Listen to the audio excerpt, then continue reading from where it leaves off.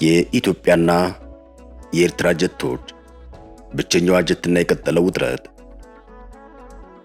ፍሌር ነው የተኮሰልን። ፍሌር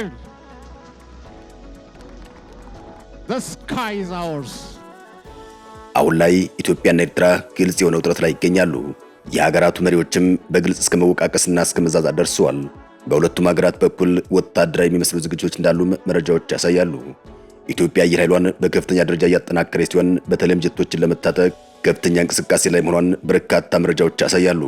ከፓኪስታን ጄኤስ-17 የተባሉ ጀቶችን ለመግዛትም ሂደት ላይ መሆኗን የተነገረው ከሳምንታት በፊት ሲሆን በቅርብ እየወጡ ባሉ መረጃዎች ደግሞ ፈረንሳይ ሰራሽ የሆኑትን ሚራዥ 2000 የተባሉ ጀቶችን ለመቀበል ዝግጅት ላይ ናት ተብሏል። ከሰሞኑ የኢትዮጵያ አየር ኃይል 9ኛ ዓመት ምስረታ በዓልን አስመልክቶም የኢትዮጵያ አየር ኃይል በርካታ ትርኢቶችን እያሳየ ሲሆን ይህም በኢትዮጵያና በኤርትራ መካከል ያለውን ውጥረት ከፍ አድርጎ ታይቷል። ግሎባል ፋየር ፓወር ከሰሞኑ የሁለቱን ሀገራት ወታደራዊ አቅም ይፋ ያደረገ ሲሆን ኢትዮጵያና ኤርትራ ያላቸውን የአየር ኃይል ብቃት ማወዳደሩ ይፋ አድርጓል። በዚሁ መረጃ መሰረትም ኤርትራ አንድ ጀት ብቻ እንዳላት የዓለም አቀፍ መረጃ ምንጭ ጠቅሷል። ይህን ጉዳይ እንመለከተዋለን።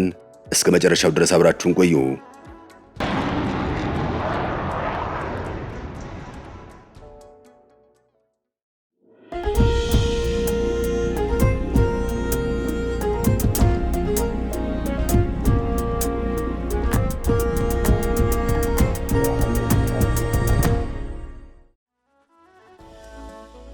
ኢትዮጵያና ኤርትራ ወደ ግጭት ሊገቡ ይችላሉ የሚለው ስጋት እንደቀጠለ ይገኛል።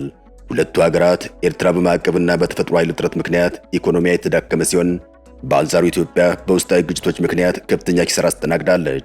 ሁለቱ ሀገራት ተጨማሪ ግጭቶችን የመሸከም አቅም አላቸው ተብሎ አይታሰብም። ግጭት በተፈጥሮው ከፍተኛ ወጪና ውድመት ያስከትላል። ሁለቱ ሀገራት ወደ ግጭት መግባት ሳይሆን ተባብሮና ኢኮኖሚያዊ ውህደት ፈጥረው በሰላም መኖር የተሻለ እንደሆነም በርካቶች እየመከሩ ይገኛል።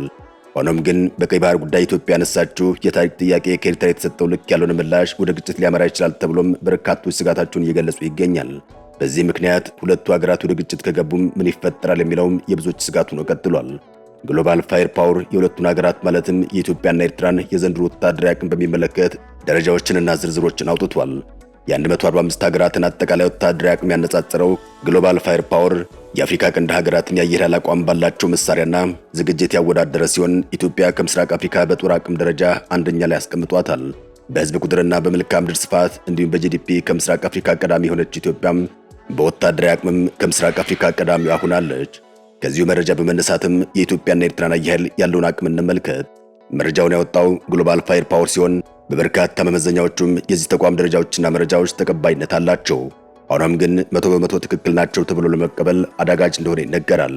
እንደ ምክንያትነት የሚጠቀሰው በርካታ ሀገራት ወታደራዊ መረጃዎቻቸውን በሚስጥር የሚይዙ በመሆናቸው ነው።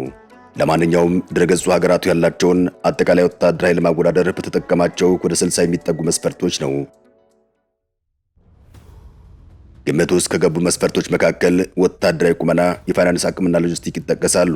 ኢትዮጵያም ዘንድሮ ከ145 ሀገራት መካከል በወታደራዊ አቅም ደረጃ 47ኛ ደረጃ ላይ ተቀምጣለች።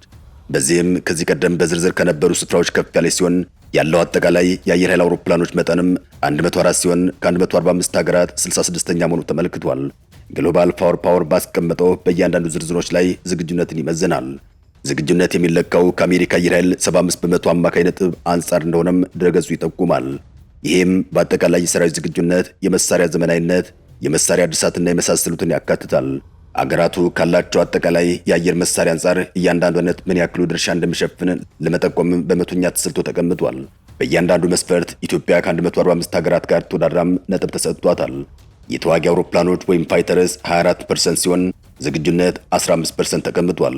በዚህም 46ኛ ደረጃ ላይ ትገኛለች። ነገር ግን ጥቃት ፈጻሚ አውሮፕላኖች አይነት የላትም ሲል አስቀምጧል። አውሮፕላኖችና ድሮኖችን ጨምሮም ሌሎች የአየር መሳሪያዎችን ማለትም ትራንስፖርት ወይም ፊክስድ ዊንግ 8.7% ሲሆን ዝግጁነቱ 5 ነው። በዚህ ደረጃም 42ኛ ደረጃ ላይ ትገኛለች። የተዋጊዎች ማሰልጠኛ አውሮፕላኖች ወይም ትሬነርስ 32.7% ሲሆን ዝግጁነቱ ደግሞ 20 ነው። በዚህም 48ኛ ደረጃ ላይ ትገኛለች። ልዩ ተልዕኮ ፈጻሚ አውሮፕላኖች የላትም ሲል ያስቀመጠ ሲሆን አውሮፕላኖች፣ ነዳጅ ጫኝ ወይም አመላላሽ አውሮፕላኖችም ኢትዮጵያ የላትም ሲል አስቀምጧል። ኢትዮጵያ 33 ሄሊኮፕተሮች ያሏት ሲሆን በዚህም 67ኛ ደረጃ ላይ ትገኛለች። ጥቃት የሚፈጽሙ ሄሊኮፕተሮች ብዛት 7 ሲሆኑ ከነዚህ 4ቱ ዝግጁ ናቸው። በዚህም 38ኛ ደረጃ ላይ ትገኛለች። በአጠቃላይም ኢትዮጵያ 104 የጦር አውሮፕላኖች እንደታጠቀች ድረገጹ አስነብቧል። ኢትዮጵያ ድሮኖችን የታጠቀች ሲሆን ይህም ድረገጹ ስለ ድሮኖች አቅምና ብዛት ያለው ነገር የለም። ድረገጹ ከኢትዮጵያ ጋር ውጥረት ላይ የምትገኘውን ኤርትራን በሚመለከት አስገራሚ ወታደራዊ መረጃዎችን አውጥቷል። ግሎባል ፋየር ፓወር ኤርትራ አንድ የጦር ጀት ብቻ አላት ያለ ሲሆን ይህ የጦር ጀትም ለውጊያ ዝግጁ አይደለም ሲል አስቀምጧል። ኤርትራ በወታደራዊ አቅም ከ145 ሀገራት መካከል 119ኛ ደረጃ ላይ ትገኛለች። ለሀገራት በሚሰጠው የኃይል ምዘና ነጥብ መሰረትም ለኤርትራ 2.6841 ተሰጥቷል። ኤርትራ ከዚህ ቀደም በዝርዝር ከነበራት ስፍራዎች ከፍ ማለቷም ተገልጿል። አጠቃላይ የአውሮፕላኖቿ መጠን 20 ሲሆን ከእነዚህ መካከል ዝግጁ የሆኑት 7 ብቻ እንደሆኑ በመረጃው ተካቷል። በዚህም 97ኛ ደረጃ ላይ ትገኛለች። ሀገሪቱ ተዋጊ አውሮፕላን ወይም ጀት አንድ ያላት ሲሆን ይህም ዝግጁ አይደለም ተብሎ ተቀምጧል። ኤርትራ ዝግጁ የሆነ አንድ አጥቂ ጀት እንደሌላትም ግሎባል ፋየር ፓወር አስቀምጧል። በዚህም 63ኛ ደረጃ ላይ ትገኛለች። ኤርትራ ምንም አይነት ተዋጊ አውሮፕላን የላትም ሲል ግሎባል ፋየር ፓወር አስቀምጧል። አውሮፕላንና ሰው አልባ ድሮኖችን ጨምሮም ሌሎችም የአየር መሳሪያዎችን ጭነው የሚያመላልሱ 5 አውሮፕላኖች ያሏት ሲሆን ኤርትራ ከነዚህ ውስጥም አገልግሎት ለመስጠት ዝግጁ የሆኑት 2 ብቻ ናቸው ሲል አስቀምጧል። አንድ የተዋጊ ጀት ማሰልጠኛ አውሮፕላን ያላት ኤርትራም ይህም አሁን ላይ ዝግጁ እንዳልሆነ መረጃ ያመላክታል። ከዚህ በተጨማሪም ልዩ ተልዕኮ የሚፈጽሙ አውሮፕላኖች ማለትም ነዳጅ ጫኝ ወይም አመላላሽ አውሮፕላኖች እንደሌሏትም በመረጃው ላይ ተካቷል።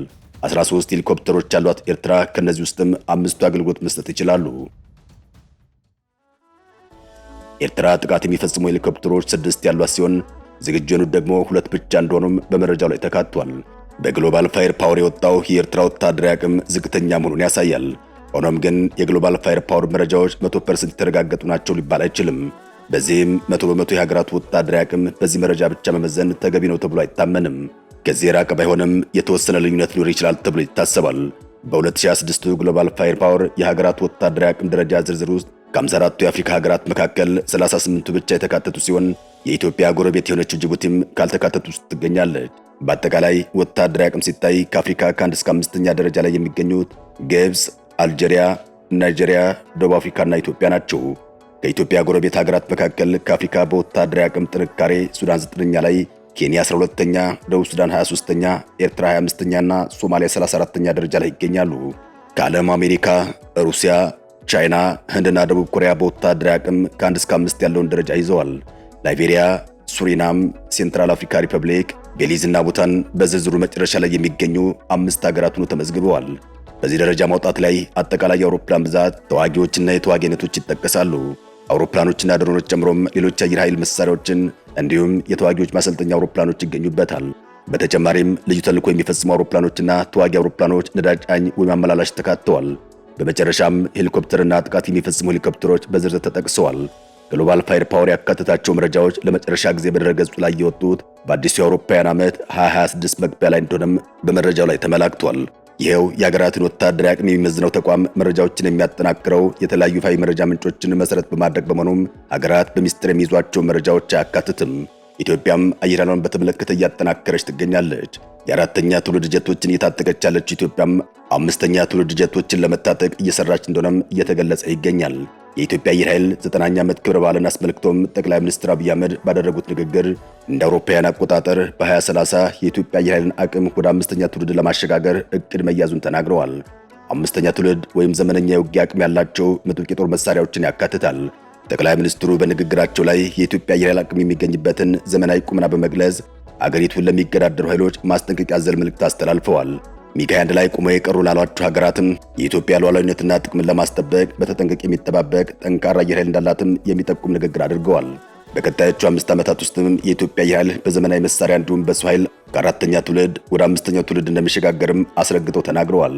የአየር ኃይልን 9ኛ ዓመት ማስመልከት በተዘጋጀው የአቪዬሽን አውደ ርዕይ ላይ የአየር ኃይሉ ዘመናዊ አውሮፕላኖች ለጉብኝት በቅተዋል። አየር ኃይሉም ተቋማዊ ብቃቱን የሚያሳዩ ትዕይንቶችን አቅርበዋል። የጦርነት አዙሪት በማይርቀው የአፍሪካ ቀንድ ውስጥ ሱዳን በርስ በርስ ጦርነት ስትታመስ፣ በአንጻሩ ደቡብ ሱዳን በውጥረት ውስጥ ትገኛለች። ከጊዜ ወደ ጊዜ ግንኙነታቸው እየሻከረ የመጣ ኢትዮጵያና ኤርትራም የጦርነት ስጋት እያንዣበበባቸው ይገኛል። ሁለቱ ሀገራት በቀጥታ እየተዛዛቱ ይገኛሉ። ሀገራቱ ችግራቸውን በድርድር በመፍታት ቀጠናው ላይ ያለውን ሀብት በጋራ በመጠቀም ከውድመት መጠበቅ ይኖርባቸዋል። ሰላም ለሀገራችን፣ ሰላም ለመላው ምስራቅ አፍሪካ ይሁን። አበቃን። ሰናይ ጊዜን ተመኘን።